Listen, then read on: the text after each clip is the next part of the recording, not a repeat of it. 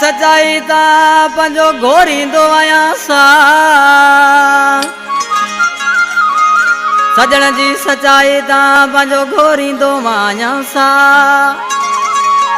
ओ गुलाब मंगेरा तो ता कुर्बान वञा कुर्ब में अला।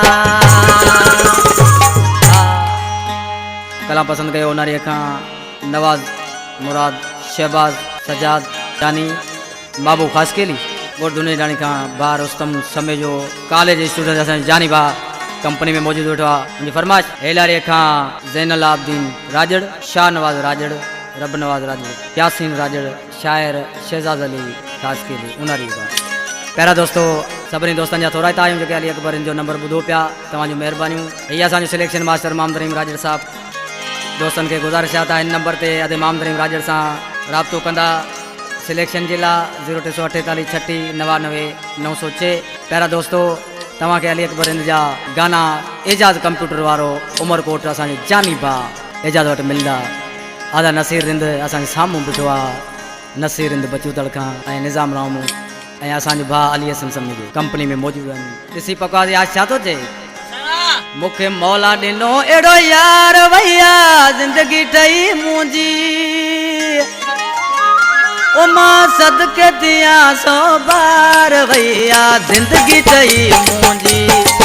मां सदको दिया 100 बार भैया ज़िंदगी ठही मुंहिंजी। मुखे मौला ॾिनो एड़ो यार भैया ज़िंदगी ठही मुंहिंजी। मां सदको दिया 100 बार भैया ज़िंदगी ठही मुंहिंजी। मां सदको दिया 100 बार भैया ज़िंदगी ठही मुंहिंजी। यो बबरू जो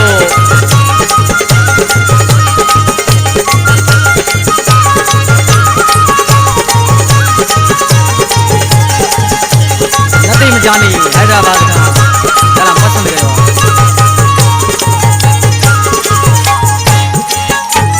खिलण तुंहिंजो जा मिलण तुंहिंजो तपा हरणी जिया हलण तुंहिंजो।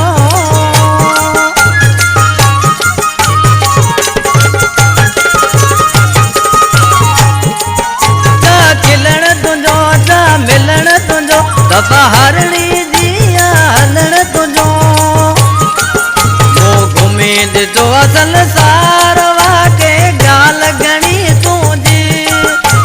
सदको दिया 100 बार भैया ज़िंदगी ठही मुंहिंजी। मां सदको दिया 100 बार भैया ज़िंदगी ठही मुंहिंजी।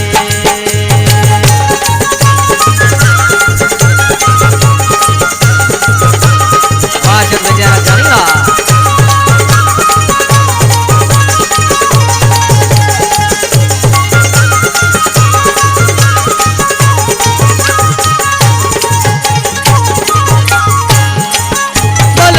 कोई ते पियो ज़ोर लाए पर कंहिंजे बि वस जी ॻाल्हि नाहे।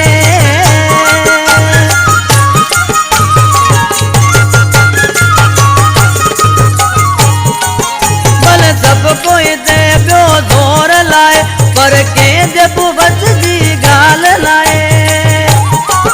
मूंसां अहिड़ो कंदो वा प्यार मशहूर जोड़ी जा पंहिंजी। सदको दिया 100 बार भैया ज़िंदगी ठही मुंहिंजी। मां सदको दिया 100 बार भैया ज़िंदगी ठही मुंहिंजी।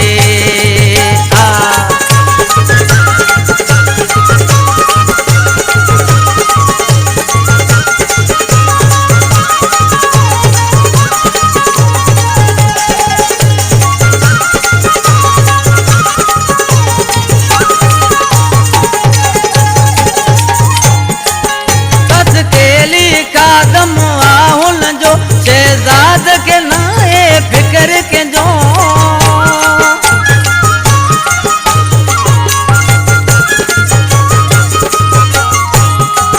कस केली कादम आउल जो शहजाद के नाए फिकर के जो। मुसा एड़ो आए वफादार दुनिया आए सजी सड़ंदी। मां सदके दिया 100 बार भैया ज़िंदगी जिंदगी ठही मुंहिंजी मूंखे मौला ॾिनो अहिड़ो यार भैया जिंदगी ठही